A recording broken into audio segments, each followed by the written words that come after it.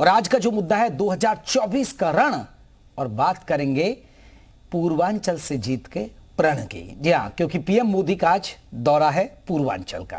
PM Modi एक बार फिर चुनावी शंखनाद के लिए पूर्वांचल के दौरे पर आ रहे हैं। आज पीएम मोदी गोरखपुर और वाराणसी के दौरे पर रहेंगे। यहां पीएम मोदी जनसभा को संबोधित करेंगे, साथ ही बीजेपी के पदाधिकारियों के साथ बैठक कर उन्हें जीत का मंत्र देंगे। पूर्वांचल फतेह करना बीजेपी के लिए नाक का सवाल है, क्योंकि गोरखपुर वाराणसी की सीट इसी क्षेत्र में आती है। उत्तर प्रदेश की 26 सीटों के अलावा पूर्वांचल के नतीजे और यहां के चुनावी माहौल का असर बिहार की कुछ सीटों पर भी पड़ता है। इसलिए पीएम मोदी का यह दौरा बेहद महत्वपूर्ण माना जा रहा है। तो आपको बता दें, अपने दौरे से पहले पीएम मोदी ने बाकायदा एक ट्वीट भी किया है। उन्होंने लिखा है कि बाबा विश्वनाथ की नगरी वाराणसी की विकास यात्रा में एक और अहम पड़ाव आने वाला है। वहां कई विकास परियोजनाओं के उद्घाटन और शिलान्यास का सुअवसर मिलेगा। इनमें पंडित दीनदयाल उपाध्याय जंक्शन सोननगर के बीच डेडिकेटेड फ्रंट कॉरिडोर के अलावा 3 रेल लाइनों का लोकार्पण भी शामिल है। इनके साथ ही यूपी में 100% रेल विद्युतीकरण पर पूरा होगा।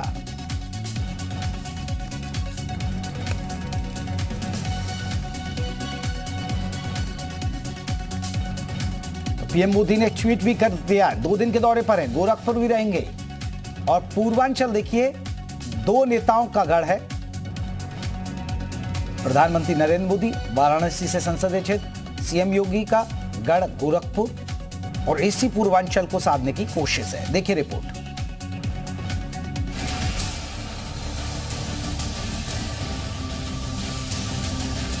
प्रधानमंत्री मोदी अपने संसदीय क्षेत्र से लोकसभा चुनाव का शंखनाद करने जा रहे हैं। शुक्रवार को उत्तर प्रदेश के दौरे पर आ रहे पीएम मोदी पहले गोरखपुर जाएंगे, फिर काशी का रुख करेंगे। 2 दिनों के दौरे के दौरान पीएम मोदी शुक्रवार दोपहर 2 बजे के आसपास गोरखपुर पहुंचेंगे। यहां पीएम गीता प्रेस गोरखपुर के शताब्दी समारोह के समापन समारोह में हिस्सा लेंगे। इसके बाद पीएम गोरखपुर रेलवे स्टेशन पर वंदे भारत ट्रेनों को हरी झंडी दिखाकर रवाना करेंगे। गोरखपुर के दौरे के बाद पीएम वाराणसी के लिए रवाना होंगे। काशी प्रवास के दौरान पीएम मोदी काशी में 12,100 करोड़ रुपए से ज्यादा की परियोजनाओं का उद्घाटन और शिलान्यास करेंगे। प्रधानमंत्री Pandit Deendayal Upadhyay junction Sonnagar railway line के बीच समर्पित फ्रेट कॉरिडोर का उद्घाटन करेंगे। साथ ही NH-56 के वाराणसी जौनपुर खंड के बीच निर्मित 4 लेन की सड़क का लोकार्पण भी करेंगे। वहीं रिंग रोड के किनारे हरहुआ में जनसभा को भी संबोधित करेंगे। पीएम मोदी हजारों करोड़ की परियोजनाओं की सौगात लेकर इस बार काशी आ रहे हैं और काशी का यह दौरा बेहद खास है। यहां से पूर्वांचल और पूरे प्रदेश को साधने की भी तैयारी है। पीएम मोदी के जनसभा स्थल में 50,000 लोग आएंगे और इसके साथ ही 19 परियोजनाओं का लोकार्पण और 10 परियोजनाओं का शिलान्यास होगा। 12,110 करोड़ की परियोजनाओं का पीएम मोदी सौगात देंगे। पीएम मोदी के काशी आगमन पर उनके स्वागत और जनसभा को यादगार बनाने के लिए भारतीय जनता पार्टी ने व्यापक तैयारियां की हैं।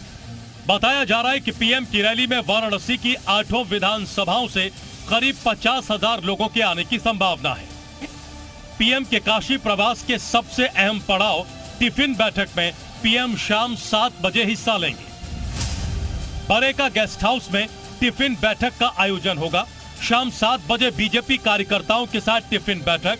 118 से 120 पार्टी पदाधिकारी, पार्षद, एमएलसी इस बैठक में शामिल होंगे।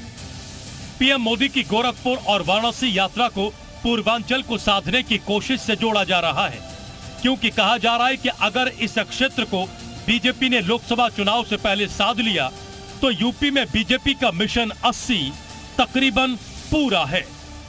ब्यूरो रिपोर्ट, जी मीडिया। चलिए, हमारे साथ बहुत तमाम साथी जुड़ेंगे और साथ ही साथ हमारे साथ कुछ मेहमान भी जुड़ेंगे। पहले हमारे साथ सहयोगी विशाल रघुवंशी वाराणसी से जुड़ गए। विशाल, किस तरह की खास तैयारी?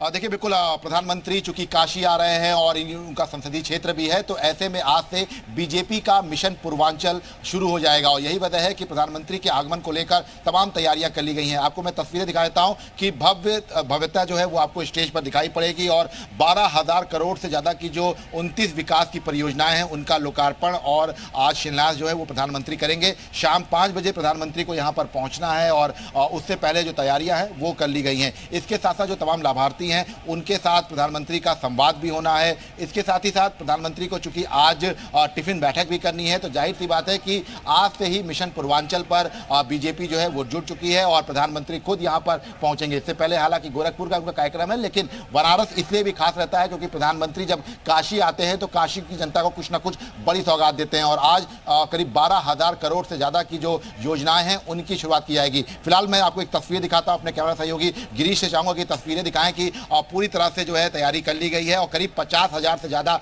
जो लाभार्थी हैं, जो लोग हैं, उनको यहां पर बुलाया गया है। और खास बात यह है केवल वाराणसी के ही ये लोग नहीं होंगे, पूर्वांचल के जो तमाम अलग अलग जिले हैं, चाहे वो गाजीपुर हो, चंदौली हो, संत रविदास नगर यानी भदोही हो, या हम बात करें तमाम और भी जिलों की, तो इन सभी को जो है यहाँ पर जो लाभार्थी है उन सबको यहाँ बुलाया गया है। सीधे तौर पर कहा जा सकता है कि भले ही जनसभा यहाँ पर हो रही हो, लेकिन पूर्वांचल की अगर कुल 32 सीटें जो हम कहते हैं लगातार जो समीकरण है उसको साधने की पूरी कोशिश जो है वो बीजेपी की तरफ से की जा रही है। तो फिलहाल ये तस्वीरें जो है ये तस्वीरें बानगी हैं कि प्रधानमंत्री अपने संसदीय क्षेत्र में आ रहे हैं और जब काशी प्रधानमंत्री आते हैं तो सीधे तौर पर सभी के ध्यान में ये रहता है कि प्रधानमंत्री यहाँ पर क्या कुछ खास बोलते हैं, क्योंकि ये जो उनका संसदीय क्षेत्र नहीं है, यहाँ तक कि उनका एक बड़ा आदमी लगाव जो है वो काशी में रहता है। बिल्कुल यही कहीं ना कहीं विशाल यहाँ पर देखने को मिल रहा है। विशाल आप बने रहिए, नीतीश पांडे भी हमारे साथ गोरखपुर से जुड़ गए, क्योंकि नीतीश पांडे भी आपको बता दें गोरखपुर में भी रहेंगे पीएम मोदी, और हमारे साथ एसएन सिंह साहब जुड़ गए बीजेपी की तरफ से, और प्रोफेसर भुवन भास्कर जोशी जी भी हमारे साथ जुड़ गए। जल्दी से नीतीश का भी रुख कर लेते हैं। नीतीश, अब भी गोरखपुर में क्या खास तैयारी? जेपी तैयारियां हर वक्त खास है और इस दिन विशेष आयोजन। एक नंबर की अगर बात करूं तो गीता प्रेस पर, दूसरे नंबर की बात करूं तो जहां मैं मौजूद हूं गोरखपुर का स्टेशन। अमर जरा तस्वीरें दिखाइए।